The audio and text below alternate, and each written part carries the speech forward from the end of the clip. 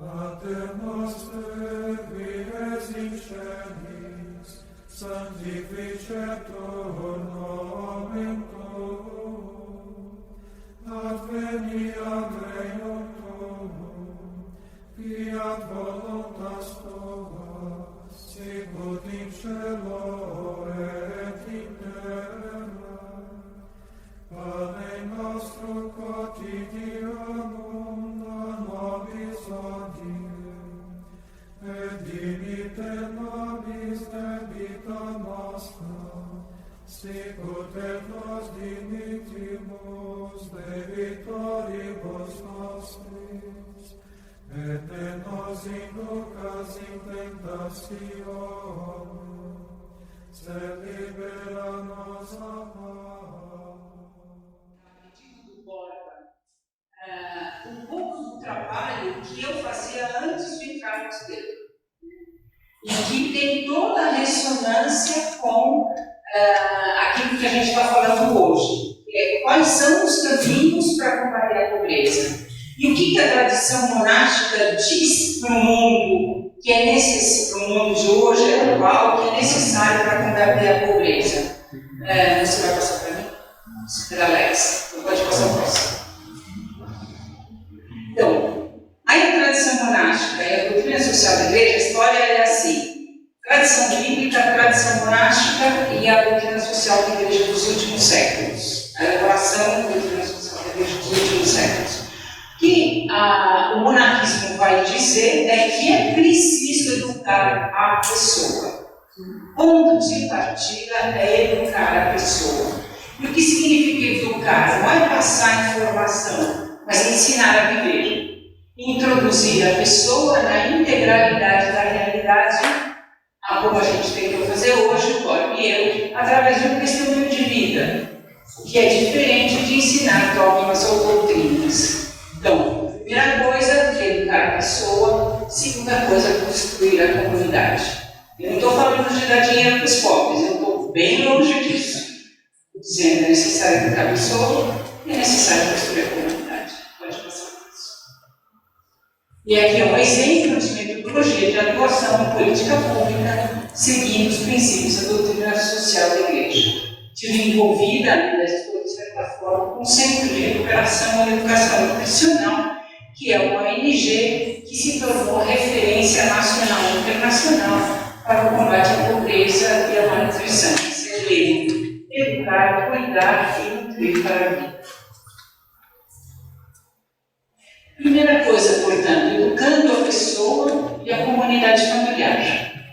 Vários de vocês falaram, eu não posso falar de pessoa, menos ainda de pessoa em situação de pobreza, se eu não olho para a família. Não existe criança, não existe adolescente em situação de risco sem que seja necessário trabalhar a família, com a família, não para a família, com a família. Gera impacto positivo, começando já desde a primeira infância, significa 2 anos de idade, até 2 anos de idade. Gera impacto positivo em toda a vida do indivíduo e nas gerações futuras. O impacto de uma ação nos primeiros anos de vida passa de geração em geração, seja do ponto de vista negativo, seja do ponto de vista positivo. Existem vários estudos mostrando que o cuidado com a primeira infância diminui de 10 vezes o gasto com saúde. Diminui a entrada no hospital, diminui o tipo de doença, diminui as doenças crônicas, quer dizer, em termos de economia e de desenvolvimento da sociedade brasileira, isso aqui tem um enorme impacto. A educação deve partir da realidade, aquilo que os monges sempre fizeram na sua tradição. Eu não construo uma ideologia e tento viver de acordo com a ideologia. Primeiro eu vivo, vejo o que acontece e depois eu digo, olha, aconteceu isso. Isso aqui que a gente está vivendo tem o nome de nepsis. Mas o nepsis é descoberto a posteriori em relação à vida. Aqui também o trabalho com as famílias em condição de pobreza, essas são todas fotos reais do creme, do trabalho do creme. Deve-se conhecer as famílias e a comunidade na sua integralidade. Seus anseios, parte do coração, aquilo que a gente falava hoje de manhã. Anseios, desejos, necessidades, valores e cultura, e que já foi desenvolvido como estratégia de sobrevivência. Condições de paradigma, geração de renda. O que a criatividade daquela comunidade gerou de positivo. Pode passar o próximo. Vocês estão vendo como a gente está distante dos programas sociais do governo brasileiro. A intervenção pode procurar, a intervenção deve procurar valorizar, fortalecer e subsidiar, financiar as estratégias que as famílias têm construído para sobreviver. O tecido social e o conjunto de experiências que constituem o seu patrimônio. Tem duas palavrinhas em quem faz política pública que norteiam as políticas públicas. Uma é vulnerabilidade. Não tem casa, não tem comida, não tem isso, não tem dinheiro, não tem emprego. Eu vou atuar a partir da vulnerabilidade. Essa proposta, de acordo com a nossa tradição cristã, diz o contrário. Não. A pessoa, mesmo em situação de pobreza, é fonte de recursos e de riqueza. Por quê? Porque ela tem Deus dentro dela. Ela não é simplesmente um robô que eu, operador de política pública, manipulo, pobre de todas as coisas. Não, não é verdade. O que aquela comunidade, o que aquela pessoa fez que lhe deu condições de sobrevivência? Isso precisa ser reconhecido, primeiro diagnosticado, depois reconhecido e depois reforçado. Então, a gente nunca parte da vulnerabilidade, mas do patrimônio. Para isso, é preciso escutar como dividir suas vidas e necessidades e não partir de preconceitos ou ficar preso ou já planejado ou pré-determinado. Existe uma diferença grande de falar para vocês, olha, vocês precisam rezar, que eu falei isso várias vezes hoje, certo? E a outra coisa é dizer, vem rezar com a gente. Vamos rezar a mente junto. Vamos rezar juntos ao nosso Deus. Vem aqui, participa da nossa vida. Condivide conosco isso que as irmãs muito antes de mim, está aqui, a irmã Cristina há 20 anos já aqui, isso que as irmãs construíram para nós, mas também para vocês. Somos uma comunidade em busca de Deus. Então, escutar e condividir. Uma política, a mesma coisa vale para as comunidades em situação de pobreza. Exatamente a mesma coisa. Uma política ou qualquer ação que parta da relação, nós sabemos, nós podemos, vocês precisam, vocês devem, nós damos, etc., é uma relação falsa. Eu sou dono da verdade, estou ensinando para vocês qual é a verdade. É uma relação falsa, que é mais comum que se admite. Não gera autonomia. Não é um processo educativo, nem promove desenvolvimento local em longo prazo. É uma experiência que é condividida e não um ensinamento que é dado. Pode passar. Compartilhar implica, portanto, comover-se. Essa palavra no latim é muito significativa. Fazer junto consigo, o que é comover-se? Mover o outro junto comigo. Eu comovo a mim mesmo comovendo o outro. Né? Comover-se, portanto, pelo destino das pessoas atendidas, acompanhá-las em sua busca para se tornarem sujeitos verdadeiros e ativos da sua história e no cuidado de seus filhos. O Estado, onde entra o Estado na lógica da doutrina social da Igreja? Na solidariedade, reforçando a solidariedade entre os cidadãos e financiando os projetos que estão dando certo da sociedade. Isso se chama subsidiariedade. Um dos princípios da doutrina social da Igreja é exatamente que o Estado deve ser, sobretudo, subsidiário e não o gestor em primeiro lugar. O Estado, portanto, deve se colocar como subsidiário e catalisador da mudança no âmbito familiar. O foco fundamental, portanto, deve ser a família como motor de um processo de desenvolvimento. Valorizar, em sequência, a liberdade e a criatividade. Isso em grego, na tradição monástica, se chama idiorritmia.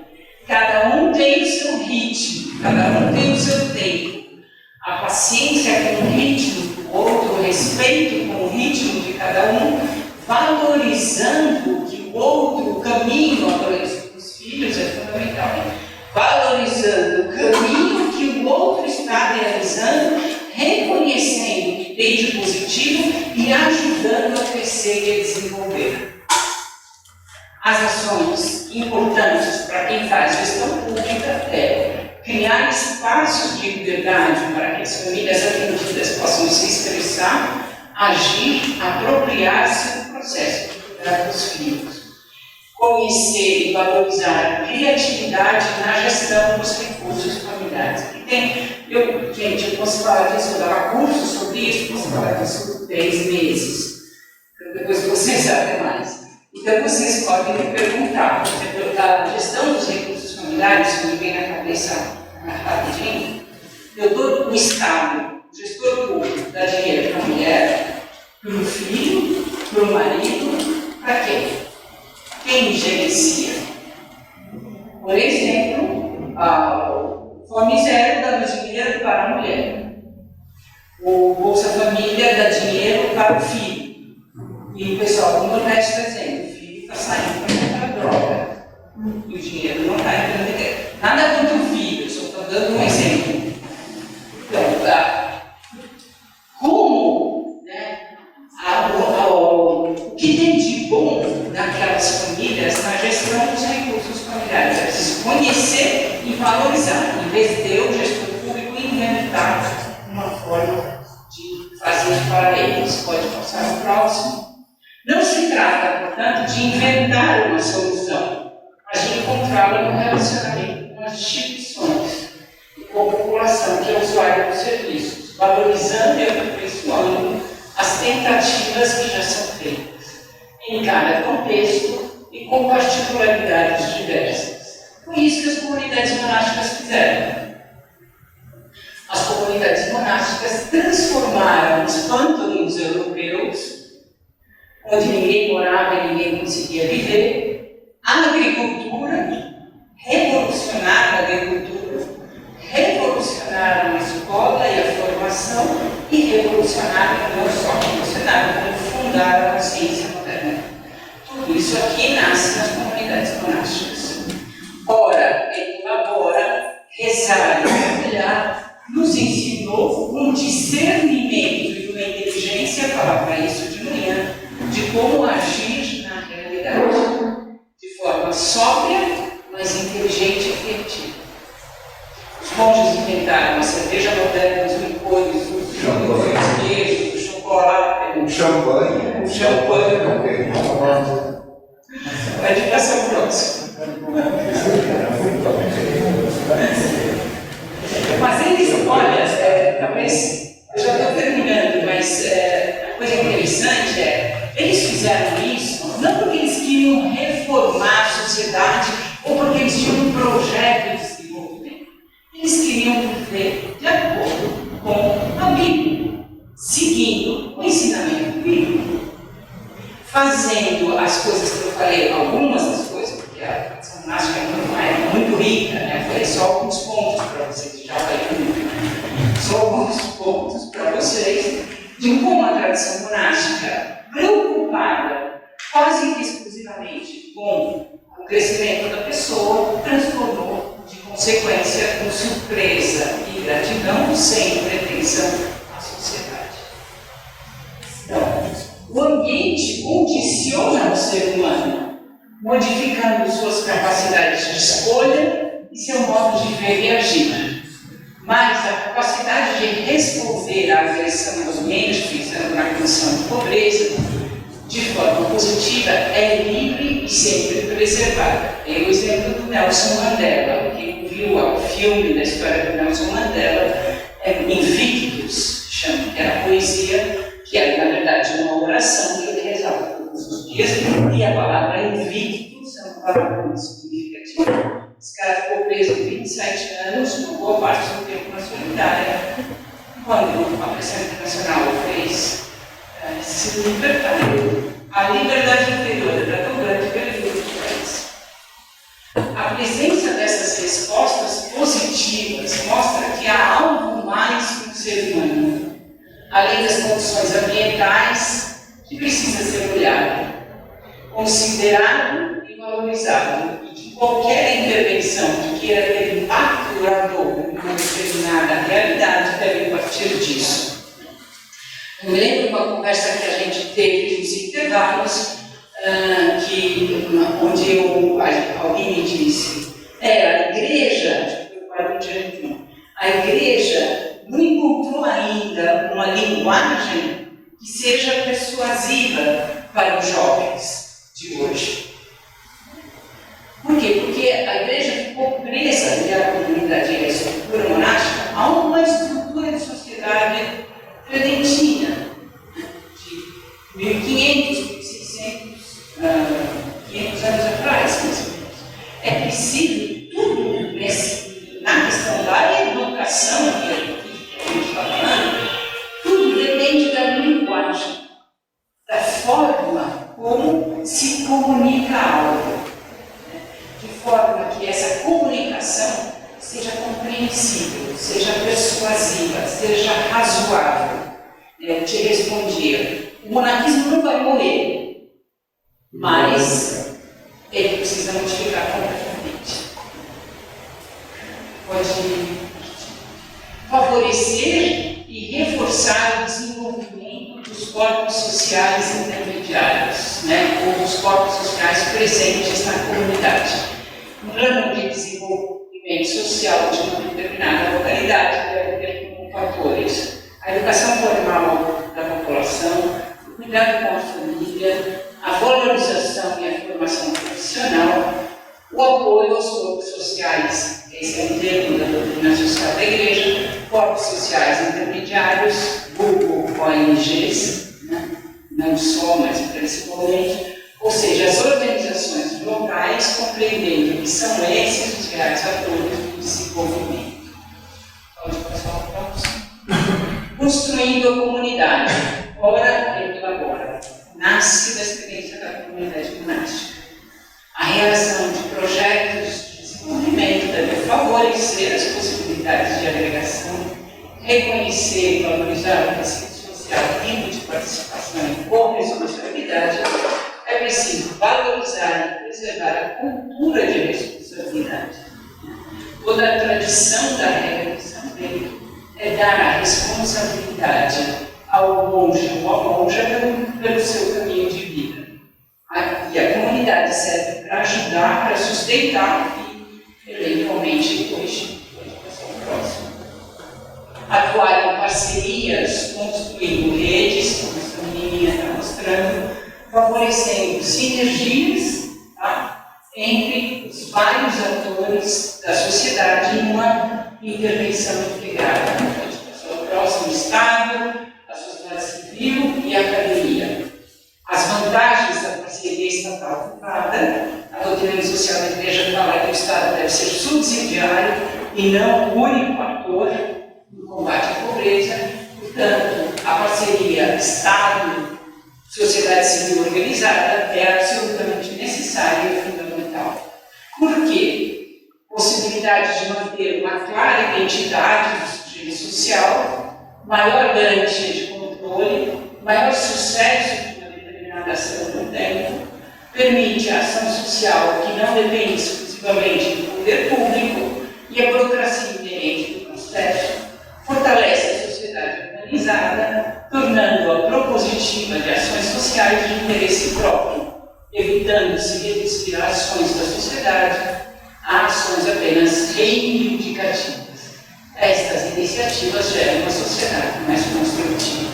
Se eu tivesse que, pode passar o próximo, que sintetizar o problema da sociedade brasileira hoje, ou da política brasileira hoje, aonde está o gargalo, a nossa luz de olhar? Não está no Estado, não está na corrupção do Estado, não está nos políticos A, B ou C, está na fraqueza da sociedade que não exige, não tem um controle social adequado.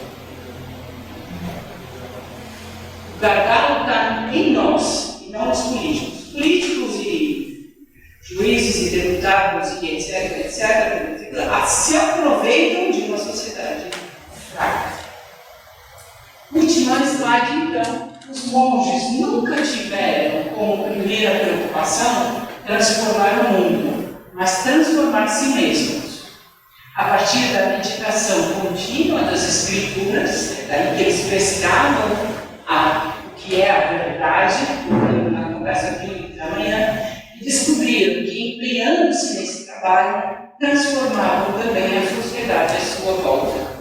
Descobriram que, intercalando oração e trabalho, mudavam radicalmente o modo como trabalhavam. Construíam comunidades, associações, agregando esforços e valorizando a criatividade.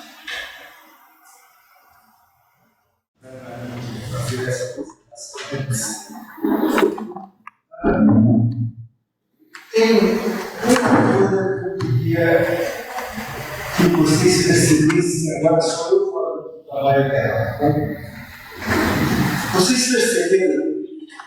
É uma apresentação simples, produtos rápida, mas vocês perceberam que tem uma complexidade, uma integralidade. Fala sobre família, fala sobre política, sobre questão de enfrentamento da corrupção, sobre estratégias de distribuição de renda, combate à corrupção, uma central dela. Deu para perceber isso como uma coisa ampla. Não é simplesmente a discussão de como é que a gente vai fazer para dar comida para os pobres, como é que a gente vai fazer para dar um apoio. É toda uma realidade, toda a realidade passa por aquilo que nós estávamos falando, percebeu? Agora, o que é interessante, hoje ela é monja. Ela não é que foi uma monja que fez essa proposta, que desenvolveu essa proposta, mas foram vários católicos que beberam na experiência monástica. Então, qual é o problema? É nós percebemos que a experiência religiosa, no nosso caso aqui nós estamos falando especificamente da experiência monástica, tem uma capacidade de modelar a vida da sociedade. Não é função da igreja dizer como a sociedade deve ser. Tudo bem. Porém, de fato, a experiência da comunidade religiosa, se é uma experiência realmente completa, como ela deveria ser, ela tem uma capacidade de modelagem que serve para toda a vida social, para toda a vida política. Por isso que eu pedi para a mídia começar a nossa vida para tarde mostrando isso para vocês.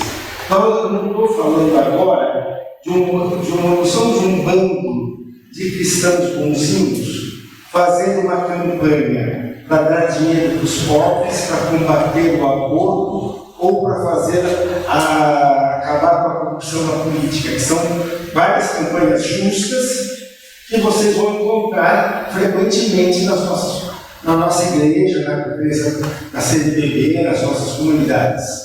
Tudo bem, tudo isso está certo. Não estou dizendo que essas campanhas são erradas. Só estou dizendo que a experiência cristã é mais do que uma experiência que nos diz faça tal campanha, tal outra campanha ou tal outra campanha. Tenha tal luta, tal outra luta ou tal outra luta. É uma experiência que molda um modo de ser, um modo de viver a realidade, de enfrentar os problemas sociais, que é típico nosso. Não é uma coisa para se ter a pretensão, a arrogância, somos melhores do que os outros, nada disso. Porém, é reconhecer que nós somos o que somos. Nós temos uma identidade, nós temos um grande fato de termos uma identidade. E quando a gente nega a nossa identidade, a gente não está ajudando o mundo, a gente está se deixando o mundo mais pobre, porque a nossa identidade é uma das coisas que Deus deu para o mundo. Não só para nós, mas deu para o mundo ser melhor. Então, o que eu queria conversar hoje é um pouco sobre como, particularmente, a vida monástica e a vida monástica beneditina em particular é um modelo sociedade, nós estávamos um pouco hoje, nós terminamos, a pergunta não era exatamente essa, mas eu acho que aquela observação sua pode ir por esse caminho. Mas como é que a gente reconstrói um mundo cristão, um mundo mais humano, etc. Parece que a igreja nem sequer está conseguindo se manter, ainda como é que eu vou fazer um mundo melhor? Eu vou começar a trabalhando um pouco no negativo. Eu acho que quase nenhum de vocês, imagino, tem contato com esse autor que eu vou falar aqui. Eu vou criticar uma pessoa que vocês não conhecem. Qual é o sentido de fazer isso? É simplesmente porque esse autor, de certa forma, ele repete uma série de lugares comuns que a gente escuta por aí, e juntar as coisas em torno do livro dele, da ideia dele, ajuda a gente a esclarecer várias coisas. O que acontece é o seguinte: um jornalista, influencer norte-americano chamado Ross Dreher, no final do século passado, ele escreveu um livro muito famoso nos Estados Unidos na época, chamado A Opção Beneditina. Ele se baseava numa ideia de um outro filósofo político muito famoso, muito importante da atualidade, que é o McIntyre, um filósofo canadense, que o McIntyre disse que ele achava que a saída do mundo de hoje era uma reconstrução da cultura, da civilização, similar àquela reconstrução da civilização que as comunidades beneditinas haviam feito na passagem da antiguidade para a Idade Média. Que é um pouco aquilo que a Analídia também cruzou. Vocês perceberam, né? A experiência dela com o trabalho social, com as primeiras comunidades beneditinas na passagem da antiguidade para a Idade Média, certo? Vocês acham que já devem ter ouvido falar nisso, que a cultura da antiguidade foi conservada no momento das revoluções bárbaras, basicamente pelos mosteiros medievais. Os mosteiros cultivaram não apenas a filosofia, as artes da antiguidade, inclusive o pensamento não cristão da antiguidade, eles preservaram tudo isso, e além de tudo, desenvolveram uma série de atividades,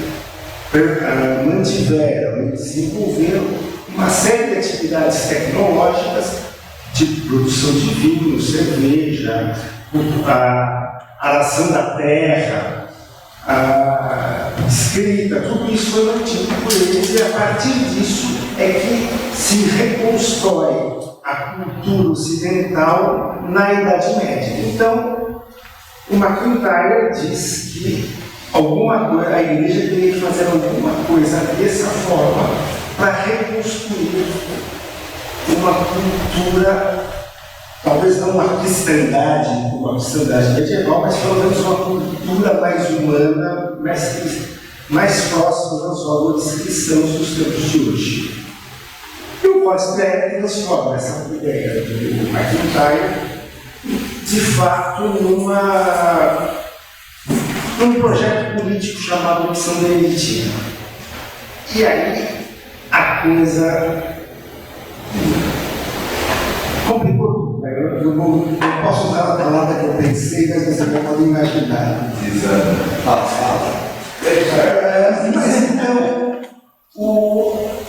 Mas fez muito sucesso, porque corresponde à instintividade humana. Talvez não corresponda à via monástica, mas corresponde à instintividade humana. Então, por isso, eu estou tentando usar essas ideias para já deixar claro para vocês. Quando a gente fala da forma dos mosteiros, que a vida beneditina, as comunidades, podem ser um caminho de reconstrução social dos tempos de hoje, vamos fazer isso, mas vamos evitar esses erros que me parecem que ficaram evidentes na proposta do Dreher, ok? Primeira coisa é que ele diz que isso vocês, atenção, isso nós praticamos. Esse é o problema. As ideias dele, nós podemos não saber que são ideias dele, não temos teorizado, mas nós praticamos.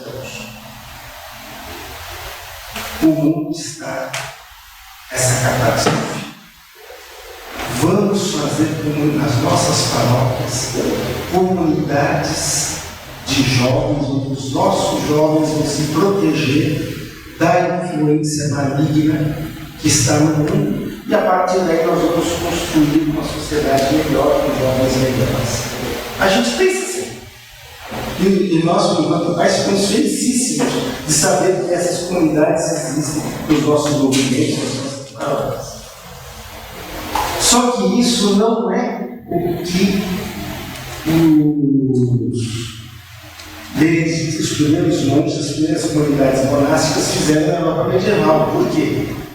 Nas comunidades medievais, você tinha um mundo que era totalmente bárbaro, totalmente não cristão, e você ia ocupando o território inimigo, digamos assim, com as suas fortalezas, que eram os mosteiros. Era um processo de, usando a analogia bélica, você estava avançando sobre o território inimigo, fazendo postos avançados no território inimigo. Agora, é o contrário. Teoricamente, o território era todo nosso. Nós estamos nos retirando do nosso território para ficarmos presos nas nossas fortalezas. As nossas comunidades, de repente, elas podem não ser o lugar onde os jovens estão aprendendo a mudar o mundo, mas eles estão se protegendo de um mundo que está mudando. O mundo vai mudar, eles não vão mudar com o mundo. Eles vão ficar protegidos nas nossas comunidades. Mas o mundo vai mudar. E eles vão sofrer amanhã, porque eles serão cada vez mais patinhos feios dentro do mundo, gente estranha, gente que não se adequa às normas do mundo todo. Por quê? Nós deixamos o mundo todo. Nós desistimos do entorno achando que nós estávamos nos fortalecendo dentro das nossas comunidades. Segundo problema, existe um problema de concepção errônea nessa ideia do que seja a opção monástica. E uma coisa séria, porque eu lembro que é o nosso cristianismo muitas vezes. Novamente, a ideia geral que nós temos é que o monge sai do mundo, vai para o mosteiro para fugir do mundo, para fugir das tentações do mundo e viver num lugar mais santo. Os nossos jovens vão sair do mundo, vão para as comunidades, para as nossas comunidades, para ir para lugares mais santos. Acontece que o monge, desculpem os aqui presentes, eu estou falando por eles, mas o monge não vai para o mosteiro, antes de haver os mosteiros, os eremitas não iam para o deserto para fugir do mal do mundo. Eles iam para encontrar e vencer o mal que está dentro deles. Em primeiro lugar, a experiência monástica não é uma experiência de fugir do mal do mundo, mas é uma experiência de enfrentar o mal que está no próprio coração dos humanos. Aquela famosa frase de Jesus: não tenham medo do que vem de fora, só o que vem de dentro é que pode comprometer realmente o ser humano. Quem tem aqui mais convivência com a patrística e o exicasmo já deve ter ouvido falar dos Logis Moedas, as tentações, os demônios que estão dentro de nós. O monge tem que enfrentar, o cristão tem que enfrentar aqueles demônios que estão dentro dele, que são as tentações dele. Mas nós criamos uma imagem de mundo onde nós não O mal não está em nós, o mal está no mundo, o mal está no ideólogo de gênero, o mal está no abortista, o mal está no comunista, o mal está no fascista católico. Não interessa, mas o mal está no outro. E nós temos que enfrentar o mal que está no outro, ficando nós bem no nosso grupo. Porém, a tradição mais consistente, a força do cristianismo, não está em enfrentar o mal do mundo, mas está em enfrentar o mal que está no coração do ser humano. E ao enfrentar o ser humano, à medida que, com a graça de Deus, consegue vencer o mal que está dentro dele, consegue construir um mundo melhor. Percebem a diferença? E isso molda uma série de propostas. Por exemplo, eu vou pegar um exemplo, uma proposta homeschooling. Você já ouviu falar? A questão de educar as crianças em casa para elas não irem para a escola. Eu sou professor, fui formador de professores, etc.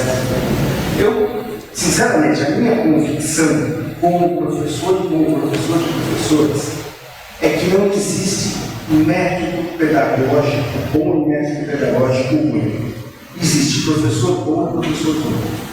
Porque se o professor é bom, todos os métodos têm falhas e têm méritos. Se o professor é bom, ele percebe as falhas do método e resolve. Se ele percebe as vantagens do método e resolve. Homeschooling é ruim? Se for mal feito, é péssimo. Se for bem feito, os problemas que ele apresenta, a família supera e funciona muito bem.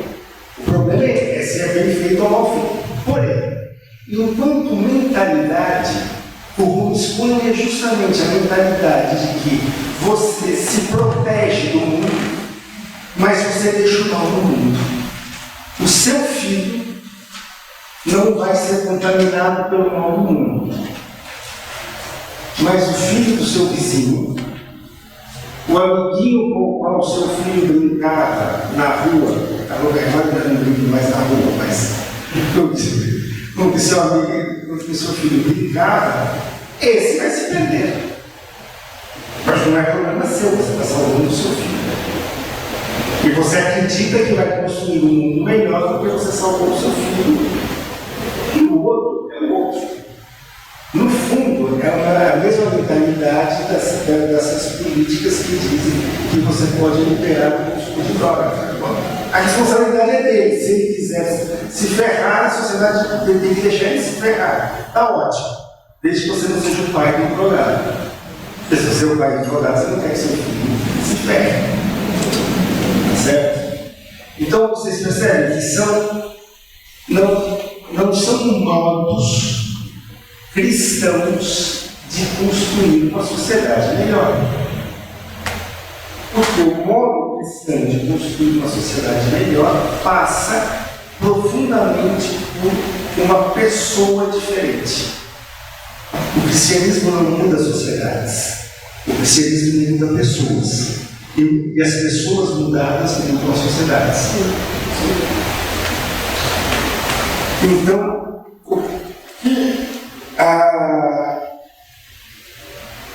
eu queria então chamar a atenção de vocês para isso. Existe sim um modelo de sociedade que pode nascer da experiência monástica, um modo de pensar políticas públicas, de pensar combate à corrupção, de pensar distribuição de renda, de pensar em educação.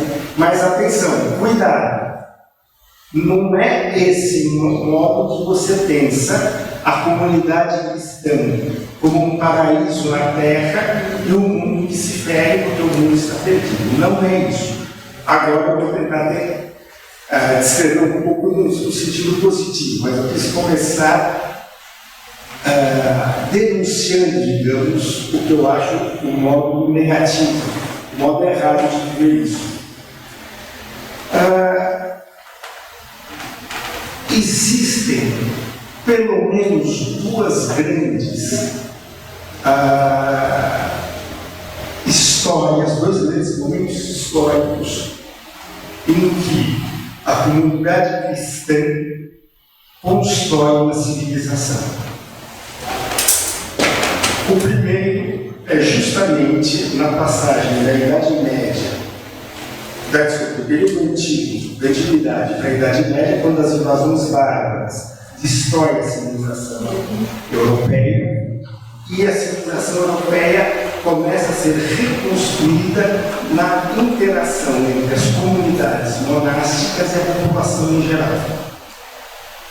Tem um segundo momento, que é no trabalho das missões.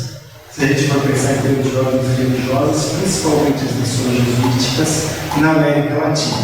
Quem conheceu os 7 povos das missões viu isso. Uma sociedade.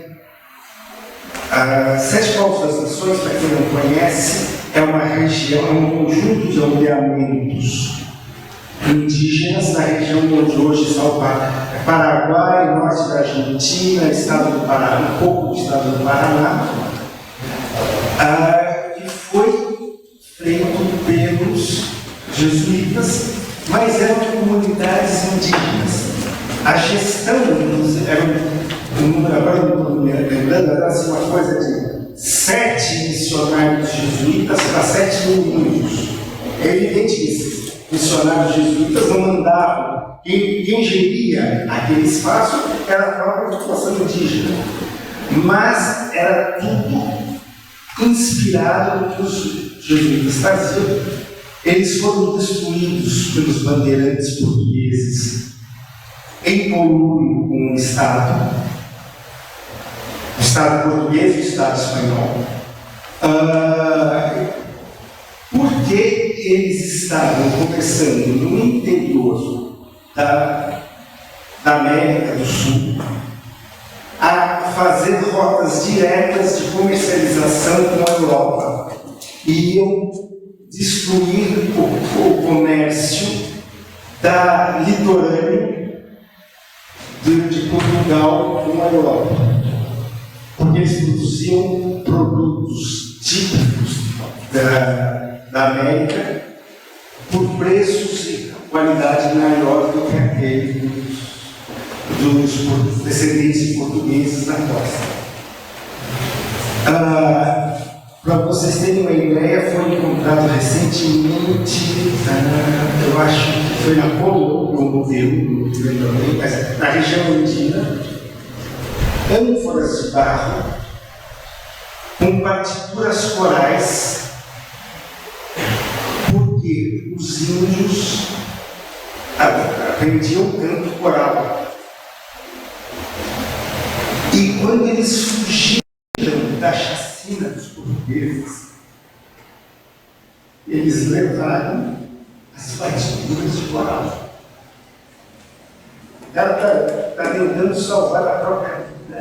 Ele leva partituras de coral, porque o canto coral era tão importante para eles quanto as coisas materiais que eles precisavam salvar da catástrofe.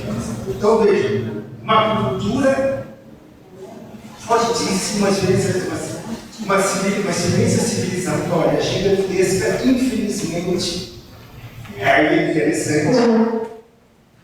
O mundo secular, o mundo laico, não o mundo religioso, não foram os missionários,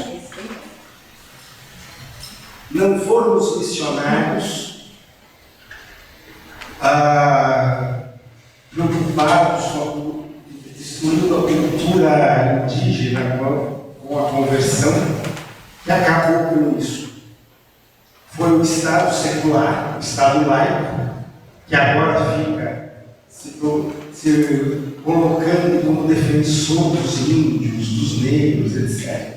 Tudo certo, tem mesmo que defender, não estou criticando. Mas agora parece que todo mundo sempre esteve preocupado com os índios. Mataram mesmo. Certo? Mas, enfim. Mas nesses dois momentos, pelo menos nesses dois momentos, de forma muito clara, a experiência cristã gera um processo civilizatório que gera uma cultura nova. Isso não nasce de um processo, não é um projeto político, ainda que, no caso dos jesuítas aqui, já começa a se desenhar um projeto político. Anchieta compunha as suas poesias em espanhol, português e tupi, porque ele achava que ia nascer uma nova língua de um povo, que seria a síntese dessas três línguas que eles estavam ali trabalhando. Então, ali já começa a existir um certo projeto, uma projetualidade de futuro. Mas, de modo geral, principalmente no caso dos beneditinos, na Idade Média, como a Ana acabou de falar, não foi um projeto. As pessoas queriam viver a própria vida bem vivida. Era um desejo de viver bem, e quando você tem o desejo de viver bem, você naturalmente tem o desejo de interagir com os que estão em volta de você e criar um mundo melhor para todos, para você e para os outros. Dessa maneira, muito simples, é que a gente começa a ter uma construção de uma sociedade nova, uma construção, não um projeto político, mas uma construção política nova. Okay? Voltando agora ao nosso exemplo. Mas, Borba, e aquele negócio do homeschooling, então, não é? Você meteu o pau no homeschooling, mas o que você propõe no lugar? A proposta tipicamente católica é a escola católica. Por que a escola católica e não o homeschooling? Porque a escola católica eu faço a escola para os meus filhos e para os filhos dos meus irmãos, mesmo que não sejam irmãos de fé. Percebe? Não é uma coisa que é para mim, ou para os meus, é para toda a sociedade. Mas mas agora tem aquela piadinha, né? Se você quer que o seu filho saia da igreja, matricule numa escola católica. O lugar onde mais se perde, onde mais gente perde de fé é na escola católica. Eu não sei se é uma piada ou se é verdade, mas que a gente tem essa expressão muitas vezes tem. O que acontece? Eu vou tentar dar. Existem dezenas de explicações sociológicas para o problema das escolas católicas. Eu não vou querer dar uma explicação exaustiva do problema das escolas católicas, da educação escolar, educação formal católica no mundo de hoje. Mas eu vou colocar isso para manter os termos que a gente está trabalhando hoje, tá certo? Isso é uma forma de olhar o problema dentro da perspectiva dos católicos. O que aconteceu na escola católica?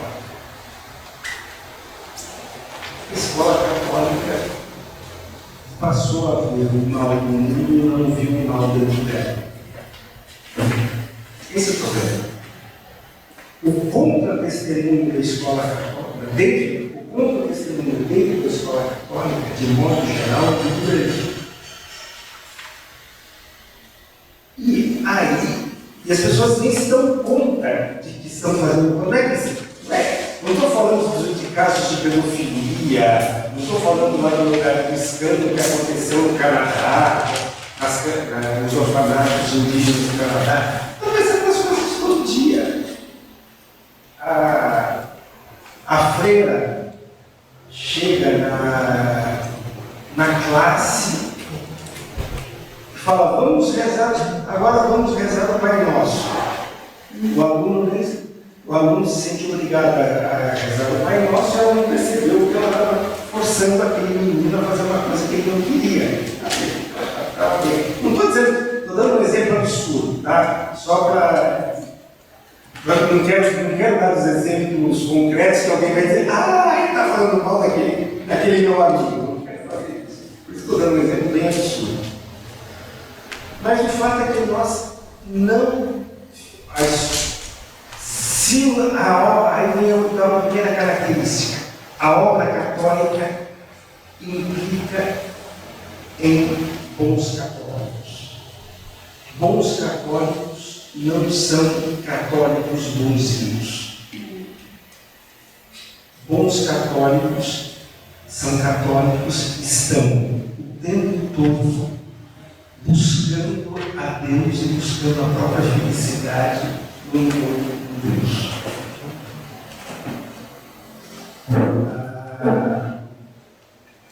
Eu sempre acho complicado isso.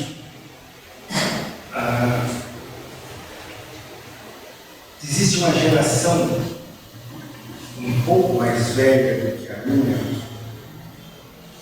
Eu frequentemente encontro esse tipo de coisa. Encontro de velhões, certo? E todos falando dos seus filhos, e são todos católicos, e o filho de ninguém está na igreja. Aí, o comentário genérico.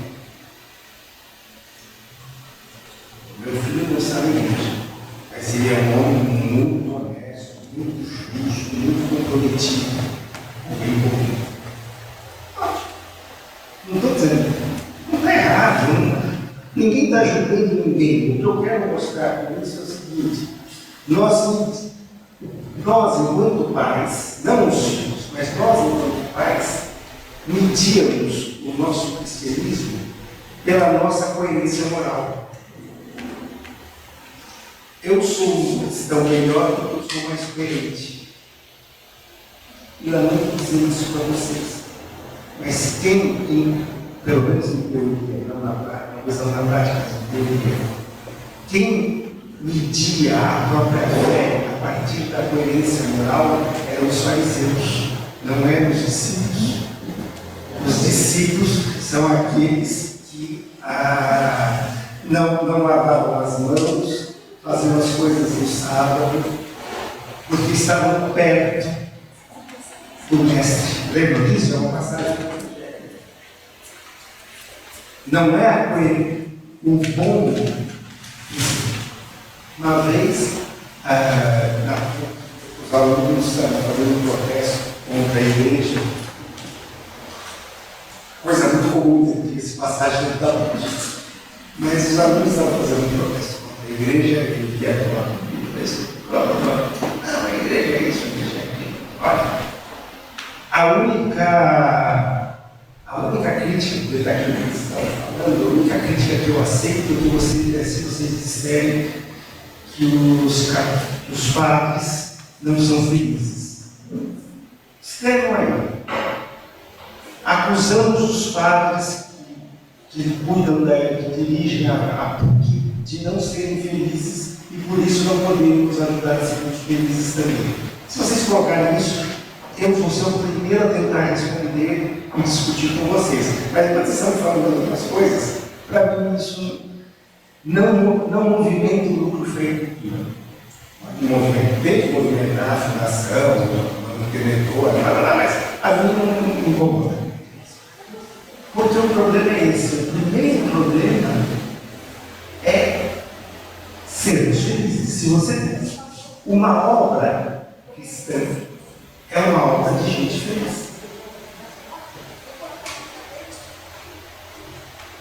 Em primeiro lugar, um mosteiro é um espaço de referência porque é um lugar de gente feliz.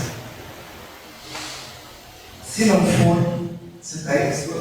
for, eu acabei de dar a resposta do que você está contemplando. Por que vocês estão acabando? Se eles não são lugares de gente feliz, eles perdem a sua razão de ser. Agora, então, as obras cristãs são, em primeiro lugar, as obras obras cristãs, no sentido de serem obras que constroem um mundo melhor, são obras de gente feliz. Onde gente feliz contamina os demais com a própria felicidade. Ou, pelo menos, com a sua busca sincera de felicidade. Vamos ser menos exigente. Mas a busca sincera de felicidade já tem uma característica curiosa. Vocês conhecem aquela questão que nós não podemos amar a Deus, nós só podemos querer amar a Deus, porque amar a Deus é impossível. Nós só podemos querer fazer isso. De certa forma, aquele que busca a felicidade, de alguma forma já encontrou.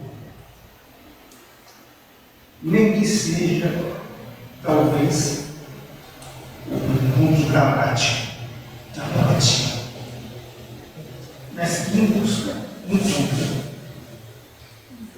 Sério? Se a gente acredita que as pessoas podem buscar sinceramente a felicidade e não encontrar, é melhor a gente ir embora da igreja. O que nós estamos fazendo aqui? Para que nós vamos procurar um Deus que não aparece no mundo, senão porque nós acreditamos que a felicidade é possível? Não a felicidade babaquinha que a sociedade procura, mas a felicidade que é alguma coisa que nós não sabemos o que é, mas nós sabemos a felicidade é daquelas coisas que nós não sabemos o que é, mas quem encontrou sabe. Então, essa é a primeira coisa da escola católica. Não da escola católica, da obra católica. É uma obra de gente feliz. E porque é uma obra de gente feliz, é uma obra que é capaz de construir uma cultura nova, além de enfrentar os problemas objetivos que ela encontra. A obra é para resolver o problema da fome, construir uma escola, a falta de escola, é para fazer um coral bonito, não importa. Se é uma obra de gente feliz, ela constrói uma novidade, inclusive política dentro do mundo. Mas porque é uma obra de gente feliz, não porque é uma obra de gente combativa, que está lá, armada. A obra católica não é uma fortaleza de um exército em guerra cultural contra um mundo laico. É outra coisa. A obra católica é uma festa de gente feliz convidando outros para festejar com eles. É assim que tem que ser. E se não é isso, você pode fazer um monte de obras, mas infelizmente a igreja vai aos poucos morrer.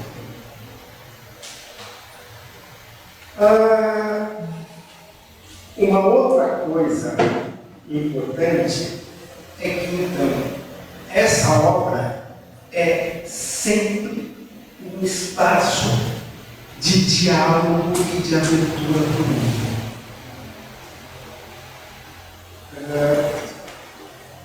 Eu trabalhei algum tempo através de pessoas que eu e ela são amigos em comum, meus e da Ana Lídia. Tá? A Ana Lídia me apresentou gente ligada ao terceiro setor, que eu trabalhei com eles por ela. É tudo a mesma máfia, vai. Mas, de qualquer jeito, eu trabalhei com essas pessoas. Uma coisa que é impressionante do terceiro setor é que o terceiro setor tem uma dificuldade imensa de pensar uma civilização nova. Eles pensam um monte de coisas novas, soluções práticas para problemas concretos. Quando chega na hora de transformar aquilo num projeto de sociedade, vira nada, porque eles não conseguem montar uma proposta ideológica, um programa político. E aí acabam, normalmente, sendo cooptados pelo programa político de algum partido. Que é muito complicado, porque toda a riqueza que eles produziram se perdeu. Se perdeu, se virou apenas o que poderia ser uma sociedade nova, acaba virando simplesmente uma solução melhor para um problema concreto. E isso também pode acontecer muito com as obras católicas, as obras cristãs no geral. A não ser que a gente entenda que a obra cristã é sempre um convite ao mundo. Tem aquela a frase da regra de São Bento que o hóspede chega em Cristo. Se você está pensando agora numa obra social, não é o hóspede que chega, que você não está no espelho, você tem que estar comigo. Mas aquele que você encontra é Cristo.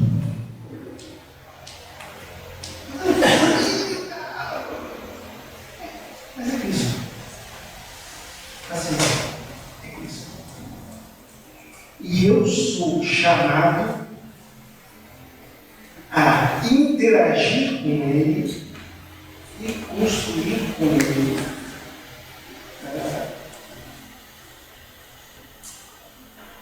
Eu tenho um amigo que trabalhou em questões pró-vida, bioética, etc., a nível nacional, e ele sempre conta que ele tinha uma posição um outro daqueles. Então, eles sempre acabavam se encontrando as soluções, trabalhando juntos na comissão. Só que era um homossexual que financiava, pagava abortos de prostitutas. Parece exatamente o mais anticatólico que a gente pode imaginar, certo? Porém, esse cara era um cara totalmente sincero. Ele fazia todas as coisas que ele fazia querendo o bem, não queria acreditar que ele estava fazendo o bem. Eu podia não conseguir convencer, eu nunca consegui convencer que ele estava errado, ele nunca conseguiu convencer que ele estava errado. Mas nós dois sabíamos que o outro fazia o que fazia porque queria o bem. O que aconteceu? Nós dois éramos uma dupla de aliados. Sempre que nós tínhamos uma questão e eliminando aquelas coisas onde nós realmente não concordávamos, toda vez que aparecia uma coisa errada e a gente precisava de um parceiro para defender uma posição daquilo que era certo, nós sabíamos que o outro era com quem a gente podia contar. Era o homossexual que pagava abortos era o grande parceiro do católico nas comissões. E o grande parceiro do católico nas comissões era o homossexual que defendia abortos. Por quê? Deus é maior do que nós, que é a nossa lógica. Eu não estou defendendo, não estou fazendo. Já hoje de manhã eu falei contra o relativismo, certo? Eu espero estar nesse momento suficientemente apresentado para vocês entenderem que esse cara está com umas ideias meio estranhas. Não estou com ideias nem estranhas.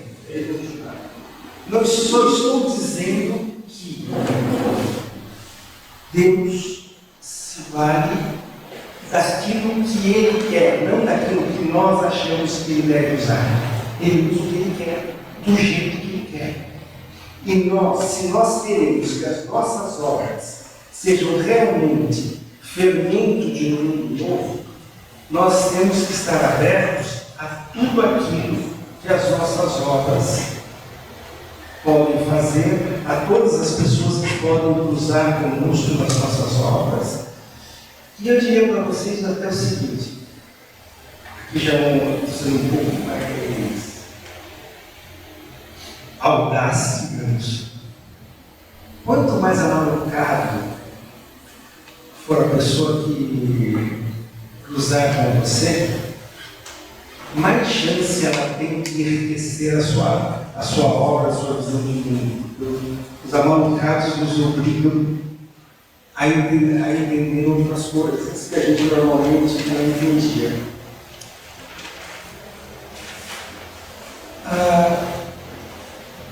Então, o nosso problema, eu volto agora, estou sintetizando, eu diria, existe uma experiência cristã que pode construir uma sociedade melhor. Não é função política da igreja construir uma sociedade melhor. Porém, a igreja fornece modelos que podem nos orientar a construir uma sociedade melhor. Tá certo? Primeira ideia. Segunda ideia. Esses modelos são comunidades de gente feliz que enfrentam os problemas do mundo querendo construir uma obra onde a felicidade delas se manifesta para os outros. A felicidade, pelo menos é aquela parte feliz que deve se manifestar na obra. Você pode ter um lado sombrio, mas não é o lado sombrio que te orienta na formação da obra. É o seu lado feliz que te orienta na formação da obra. Essa obra é obrigatoriamente uma obra aberta ao mundo. As nossas obras não são fortalezas que nos protegem do mundo.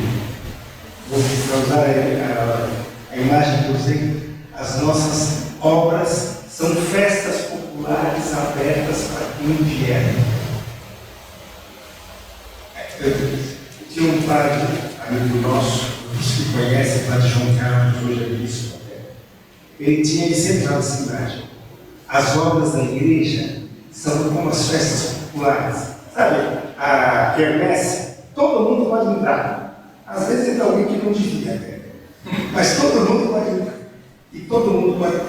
Tem espaço de brincadeira, desde as crianças pequenas até o vovô. Todo mundo tem algum lugar na festa popular. Um pouco as nossas obras têm que ser assim. Mesmo que elas se dediquem a um problema específico.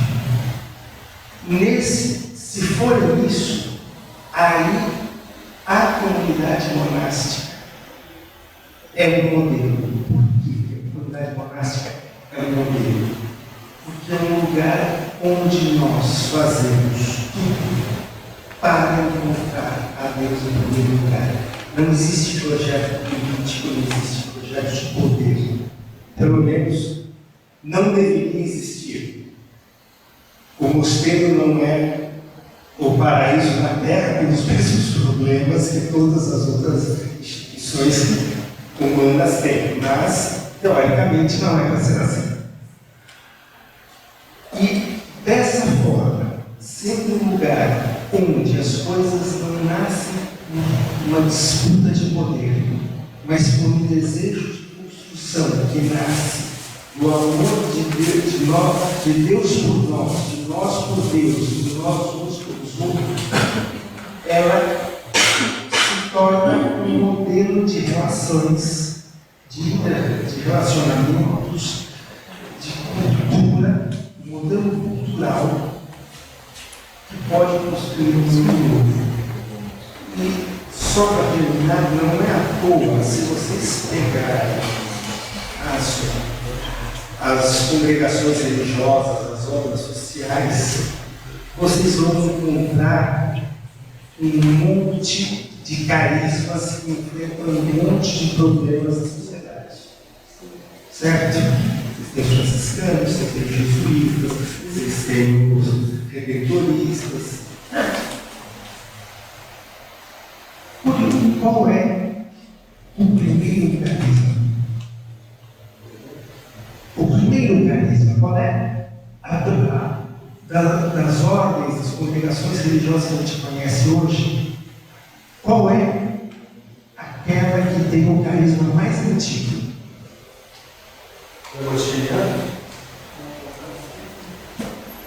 São os beneditinos. Não existe nenhuma vocação, nenhum carisma mais antigo na igreja do que o carisma monástico.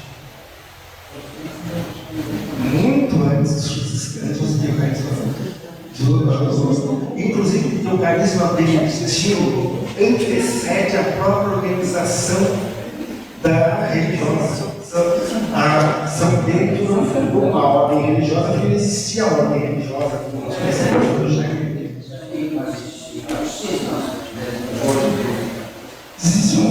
Existe um monte de coisa, mas o que eu estou dizendo é o primeiro carisma que o Espírito suscita na igreja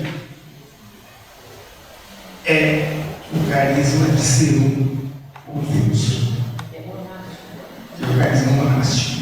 Todos os outros vão aparecer depois, e todos os outros, de uma forma ou de outra, bebem isso, porque todo santo, em primeiro lugar, quer ser um com Deus. E depois, nesse seu querer ser um com Deus, ele vai encontrando os desafios e a coisa vai se tornando cada vez mais complexa. Ok? Mas isso é a primeira coisa. E eu tenho para mim, pessoalmente, não é à toa que o Papa que mais está revolucionando a igreja chama Francisco. Mas ele veio depois de um Bento. O Espírito Santo que faz e tem normas para que veja. Eu não estou dizendo que um é melhor ou que o outro é pior, só estou dizendo que o Espírito colocou cada um deles na sequência que ele queria. Quem fez a sequência foi o Espírito. Não foram os cardeais. Olha, eu sou. Não é. Eles não são. Esse é o problema. Eles não são melhores. Eles existem para se complementar. Eu diria para você, Bento sem Francisco viraria uma tragédia. Porque sem Francisco, tudo aquilo de bom de Bento seria perdido e tudo aquilo de mal seria cultivado. Francisco sem Bento seria uma tragédia. Seria um. Eu já estou. Deixa eu pelo menos uma vez a função como palavrão. Seria uma porra louquice tremenda, porque de fato, Francisco é assim mesmo. Ele está propondo uma coisa. Ele está propondo um sair, um testar novos caminhos, etc. Mas você só pode sair e testar novos caminhos quando você tem uma solidez de identidade que quem garante, quem construiu, foi o São João Paulo II dentro. Entende? Agora, eu diria, Bento construiu um esqueleto. Sem um esqueleto, você não tem um animal, você tem uma meta. Agora, um esqueleto sem carne é um círculo de horrores. Os dois se complementam. Porém, na história da igreja, o monarquismo veio antes dos carismas especificamente sociais. Antes de Francisco reconstruir a igreja se valeu dos monges para ser construída. Uns construíram a igreja, o outro veio para reconstruir a igreja, que já tinha avançado. Sanctificetur nomen tuum, adveniat regnum tuum, fiat voluntas tua, sicut in cielo et in terra. Panem nostrum quotidianum da nobis hodie, et dimitte nobis debita nostra, sicut et nos dimittimus debitoribus nostris, et ne nos inducas in tentationem, sed libera nos a male.